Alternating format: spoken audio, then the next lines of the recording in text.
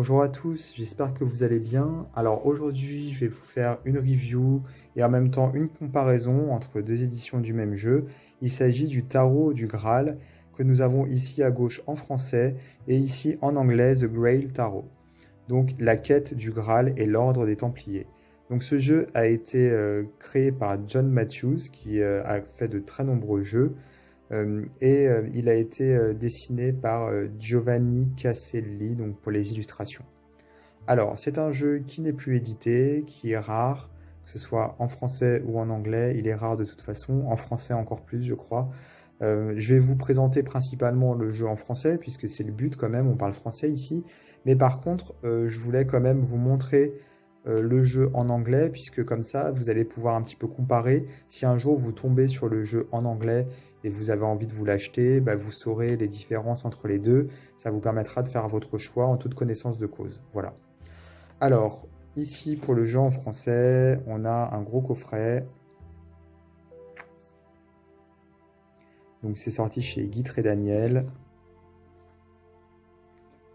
En anglais, on a un gros coffret également, hein, la même taille, la même épaisseur, chez Saint Martin's Press. Donc la dominante ici, elle est plutôt noire hein, pour le coffret. Ici, elle est plutôt jaune, comme vous avez pu le voir. Le coffret s'ouvre de la même façon. Hop.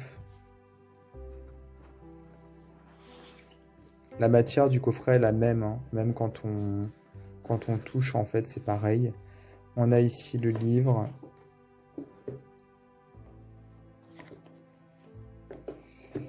Et les cartes.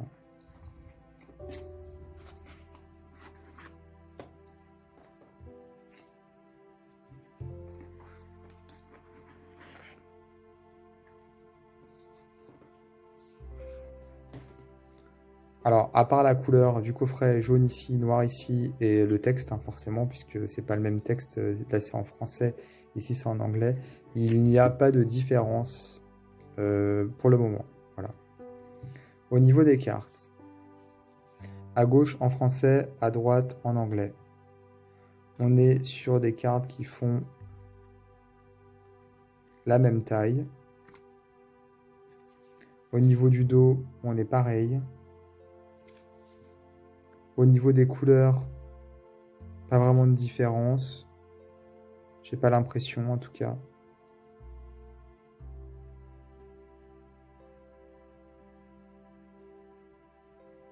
Au niveau de l'épaisseur des cartes, je dirais qu'on est aussi à peu près pareil. On va regarder comme ça s'il y a une différence.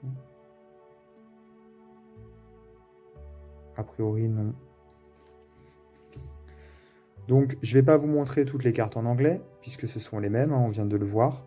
Donc, ça ne sert à rien.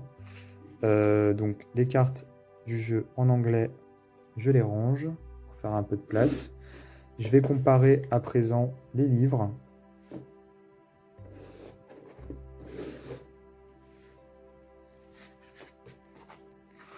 Donc, ici, on a le sommaire.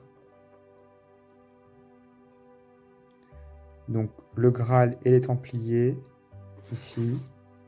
Ensuite, nous avons la quête du chercheur, donc les arcanes majeurs, la vision des objets sacrés, les arcanes mineurs, travailler avec le tarot du Graal et les lectures conseillées.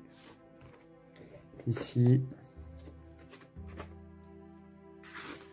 nous avons The Grail and the Templars, donc c'est la même chose.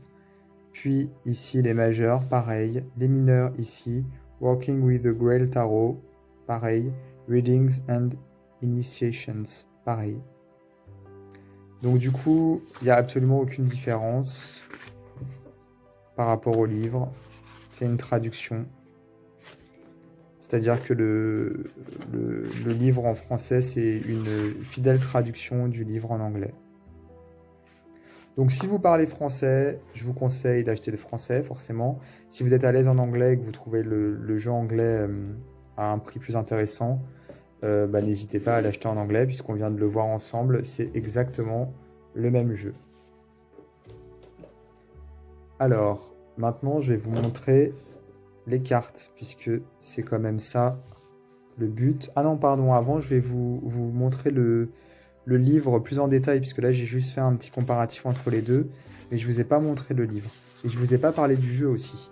Donc voilà, en fait, le tarot du Graal, forcément, il est sur les Templiers et il est sur la quête du Graal.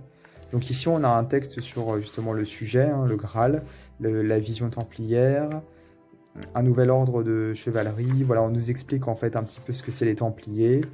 Et ensuite, on a ici la quête du chercheur. Donc c'est les arcanes majeures. Donc on est sur une quête, c'est-à-dire que c'est une quête symbolique, hein, le Graal. Et là, c'est plutôt que d'avoir la quête du fou avec le tarot classique, on a ici la quête du Graal. Donc c'est un petit peu la même idée, mais sur un aspect différent. Alors pour chaque carte, on a donc l'illustration ici, le descriptif de la carte, hein, qui finalement nous explique aussi un petit peu à quoi correspond le dessin. Et on a la toile de fond. Et ça, c'est très intéressant. C'est en fait sur quoi est basée la carte, aussi bien en termes d'illustration que même en termes de références, de construction. Et là, on a justement des références à pas mal de choses, à des poèmes, à d'autres artistes. Du coup, on sent qu'il y a un vrai travail de recherche qui est très intéressant. Et ensuite, on a ici la signification, si on veut faire de la divination, quoi, tout simplement. Et des mots-clés, ici. Le livre, il est très joliment, je trouve, mis en page. C'est vraiment très, très clair, très, très net. Et j'aime beaucoup, en fait, cette partie sur la toile de fond, puisqu'on a beaucoup de références. Et ça nous donne envie de continuer à chercher des trucs à droite, à gauche, d'aller plus loin, voilà. C'est vraiment un jeu très complet. Euh, voilà, moi j'aime beaucoup, beaucoup, hein. Je le trouve très, très intéressant. Ensuite, à la fin, on a donc travaillé avec le tarot du Graal. Donc, comment utiliser le jeu. On a les correspondances entre le tarot du Graal et le tarot traditionnel, puisqu'effectivement, les noms des cartes ont changé, des méthodes de tirage.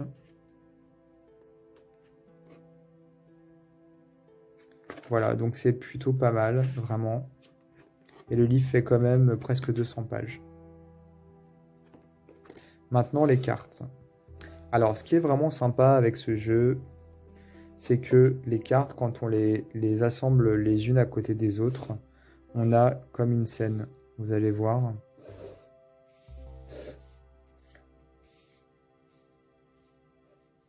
Comme une fresque, en fait.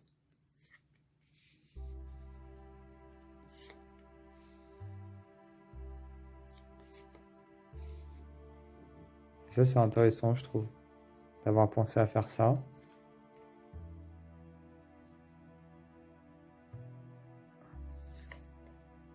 Voilà, par exemple.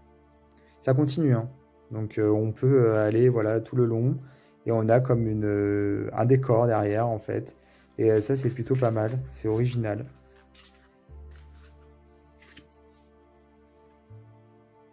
Alors, les illustrations, elles font très, très italien, quoi. Enfin, très art gothique, même italien, quelquefois, je trouve. On n'a pas de... On a une notion de la profondeur et de la géométrie qui est vraiment particulière, hein. Un peu comme les anciens tableaux italiens, effectivement, les tableaux gothiques. Peut-être même un petit peu la Renaissance, mais entre deux, je dirais. Alors, je suis pas un spécialiste en, en art, en peinture, mais voilà, des quelques notions que j'ai, je trouve que ça fait un peu ça.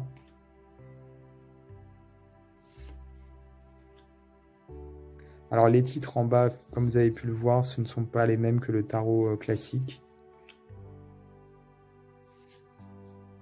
mais tout est expliqué dans le livre, on a les correspondances, on a tout.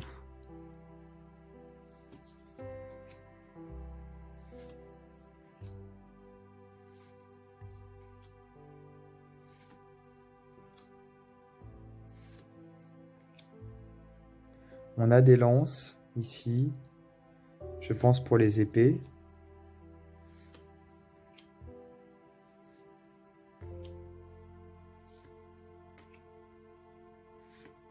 Les mineurs sont illustrés, hein, comme vous pouvez le voir.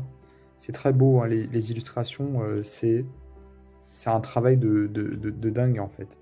On dirait vraiment des... Enfin, je pense que c'est des tableaux, mais on dirait des tableaux d'époque. Donc l'artiste, il a vraiment fait un travail de dingue pour ce jeu, quoi. Les pierres, donc je pense que c'est pour les deniers.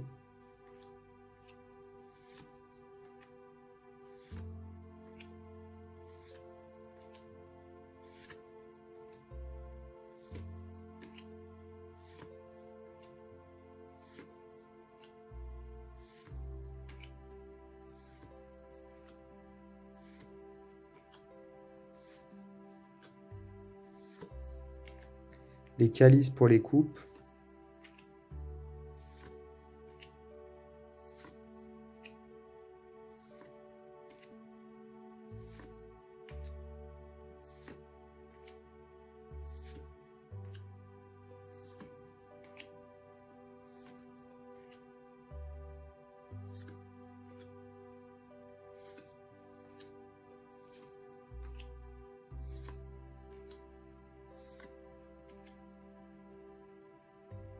Et là, on a les épées. Donc du coup, les premiers, j'ai dit les lances, c'était les épées. Je me suis trompé.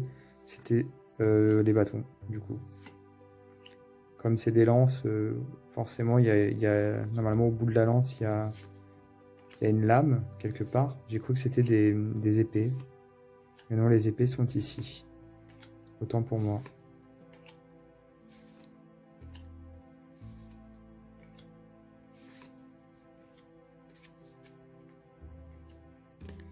Donc voilà pour ce jeu, le tarot du Graal.